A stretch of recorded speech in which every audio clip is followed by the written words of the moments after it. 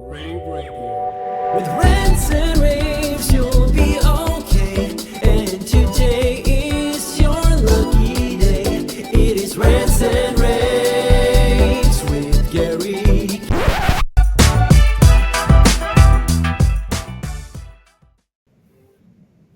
Hey everyone, Steph Beckett here with another Rants and Raves takeover. I'm very thrilled to be doing this episode with both Dan Smith and Kevin Welling of Exertis Almo. How's it going, you guys? Great. It's going great. Thanks for having us.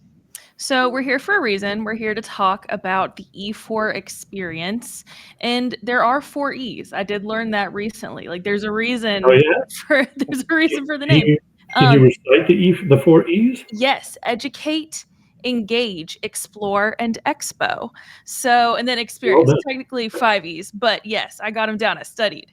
So for those who have never attended an E4 experience before, can you tell me a little bit about what it is and what it's about?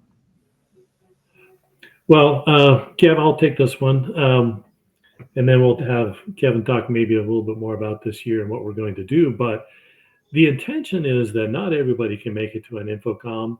InfoComm is great because you can see all the manufacturers, see all the new technologies, go through all the trainings, get to your CTSRUs, meet the manufacturers, meet your sales rep, establish the connections you need in order to be able to execute your business. So it's nice because E4s travel around the country and we have 4 different locations during the year. As a matter of fact, last year we had about 1,600 attendees across the 4 E4s. And we delivered about 1,600 CTSRUs across those 4 E4s last year. And the other thing that's really cool is no matter when you take it, so in June you got InfoComm, no matter what happens, there's stuff now that you probably don't know about that we get to talk about. So you get to see new technologies starting right away this year. And then after InfoComm, there'll be additional technologies released. So you have a chance to see the technologies you couldn't see at InfoComm. So even if you make it to InfoComm, there is additional chance to see new technologies, engage. We have about 50 to 60 manufacturers at each E4. And then also, of course, the continuous delivery of training at CTSRUs on some very timely subjects. That's awesome. So yeah, you mentioned last year being really successful, tons of attendees, tons of manufacturers. So tell me about what we can look forward to from the E4 experience for this year. This year is just building on what we did last year. So many of the different vendors. I think that, as Dan mentioned, you go to InfoComm, you get to go see the Samsungs, the LGs, the big booths. A lot of times, though, you don't get to see any one side of them. So if we take the larger vendors we'll have there, you get to meet not only the disti rep that handles us, but you get to meet the local reps that they usually bring. So you get to meet like what we did in Dallas. So you get to meet a lot of the Dallas reps, first name, first basis, things you've never had the opportunity sometimes before. But what we kind of do, which I think is different, is we really kind of go after what we call the essentials, the accessory lines, the things that complete the set. So, we'll have everything from PTZ optics, rAVe, Netgear, Planar, Yealink. You can just keep going down the road. But, when you go to InfoComm, it's so big, sometimes you never get to see these people. And they are in the same aisles as these large, as we, the Samsungs and LGs. So you can see how all these things will work together. And I think that's the thing we're really pushing for, is just to understand it takes all these different components to make up sometimes these installs, and now it's all in one place for you on one show floor. Yeah, it makes it a lot easier and a lot less daunting for sure. Education is obviously a huge part of these events as well. So what kind of training and learning opportunities are going to be available this year? You want to take that one, Dan? You want me to get it? Well, we have a graphic that I think we're going to put up, right? Yeah, we can put that up. So we got a few for sure. Are there any that you guys are looking forward to in particular this year that are kind of different from years past? I don't know about different, but I'd say everything that has to do with Microsoft Team Rooms, AI innovations. It seems like every E4 I can walk into the same class, but the content isn't necessarily the same, just like the technology you see on the floor. And there were a lot of classes regarding AI and things like that last year where it was standing room only. That's awesome. It's like the show floor gets just clogged with people as you're looking at all the products, and then everybody disappears, and you look at the schedule, and that's when those classes are being taught. Exactly. I'm actually really excited because I'm going to be giving one of the classes this year, all about the forecast for what we can expect out of AV technology over the next year.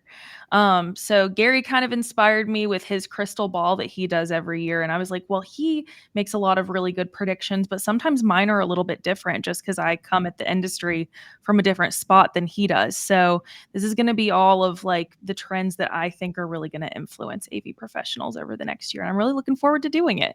So Steph, can we do a scorecard throughout the year, what you predict and what Gary predicts, and see how Exactly. you two compare, see who's more accurate?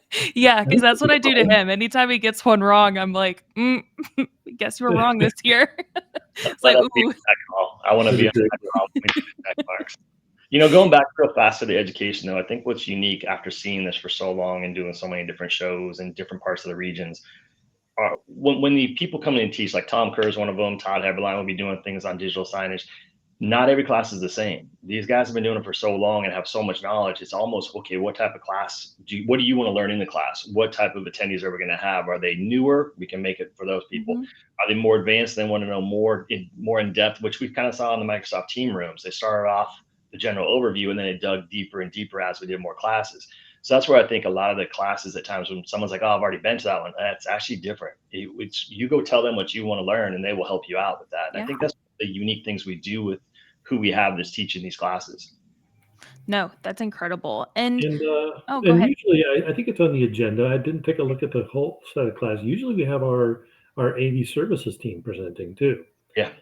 So we are unique in the industry that we have an AV services team that's there for your use, and they also deliver training while they're at the E4s about relevant topics that we all engage with on a regular basis. And I've always enjoyed those classes. So actually, I'm kind of excited to figure out what classes they're going to teach us E4. Yeah. Another big portion of this, and something that's really important and something you both touched on, is like the beauty of the ability to network at this event. So, who do you think should be attending this event? It's kind of for everybody, right? It's not just for manufacturers, it's not just for integrators, it's not just for end users. And what kind of connections can people expect to make while they're there? Kevin, Well, you're yeah, the I'll yeah, start. right on the West Coast. Doing it for as long as we have and watching these shows evolve, what's unique is some will use them, will take it. Some of the larger integrators will show up and it's almost like a training ground for them. They bring their newer reps. These newer reps are able to meet 50 different vendors at one time, which you can't do that. Plus have a one time. But at the same time, you have these people in Texas, we call them, the smaller mom and pop shops to the extremely large integrators. And as the mom and pops, the smaller, maybe they only did, a few projects last year, they want to continue to build. They come to these shows and they learn what else they can add to their arsenal to offer to other end users. So it's an ongoing experience to learn more and more. And things that the nicest thing is like, hey, I don't know anything about Link, or I don't know. It's this warm handoff that we walk over, we introduce you. Now you have name, faces, and you dig in. And a lot of times you'll watch them leave PTZ Optics booth, for example. I saw this last year. They left and went to go to a couple other booths, and then something clicked at that booth. They went back to PTZ Optics saying, hey, how can this work together? I think this is what I need for my end user. That's where I think, as Dan says, he geeks out on this stuff. That's where I think we all kind of geek out, is we get how we put the puzzle together with all these different vendors there. That's so fair. And the ability of it to just be this like very gentle, being able to introduce yourself to someone makes it so much less daunting, because there's actually nothing worse than having to just like cold call someone and walk up to a booth at a huge show like Infocom and be like, hey, do you have time to talk to me right now? Here's who I am. So like this being a lot more of like an intimate experience makes it so much easier for someone who is like maybe kind of like scared to go up to someone that they don't know. Yeah, and I mean, I'll Chad in here too. Chad, he runs the Southwest territory for us, and he's a great VP, does some great things, been doing this for a long time also.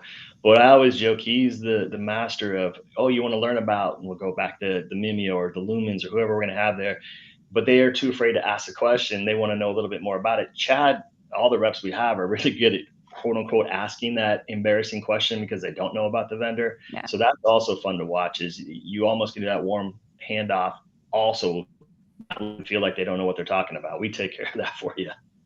That's amazing. Dan, what were you going to say?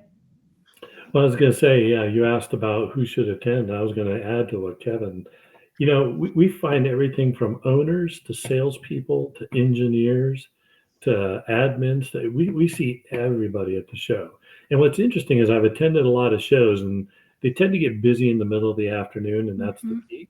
But what's very different about the E4, because of the keynote that kicks off the day, all the training classes throughout the day, is everybody's there at the beginning of the day, and everybody finds so much value. They're there the whole day.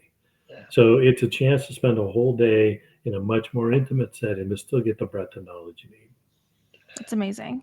So my kind of last question for you both is, okay, so let's say someone is kind of on the fence about attending. They're not quite sure. What would you say to convince them to take that final step and register? Well, I recommend all the time to even my kids, go in and try. Because if you walk in and you don't think it's going to be of value to you, then you don't have to stay that long, right? But if you look at, usually we have about 12 classes going, not all at the same time, but throughout the day. If you look at the curriculum, if you look at the stuff, maybe I think anybody that walked in for an intention of an hour is going to end up spending the whole day. So give it a swing by. I think it's a good use of a day. Yeah, the other part too that we pride ourselves on is you'll get a reseller there that goes through the thing and they look around, they're like, oh, this is okay, wait a sec, this is interesting. I can't even count how many times you see the reseller leave and go grab his end user and bring the end user. End users are more than welcome at these shows because a lot of times they describe what they're trying to achieve or what they want installed in their business or whatever it is they're working on.